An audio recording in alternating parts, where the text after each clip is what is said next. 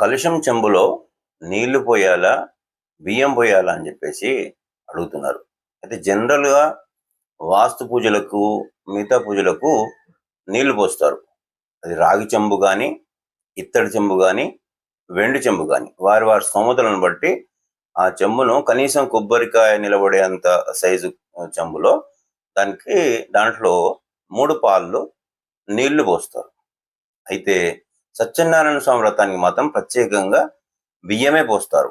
నీళ్లు తప్పనిసరి పరిస్థితుల్లో అయితే అంటే వాళ్ళ సాంప్రదాయం కనుక ఏమన్నా తేడా ఉంటే తప్ప సాధ్యమైనంత వరకు బియ్యం పోస్తారు. సత్యనారాయణ స్వామి వ్రతానికి ఉన్నటువంటి కలుషంలో మాత్రము బియ్యమే పోస్తారు.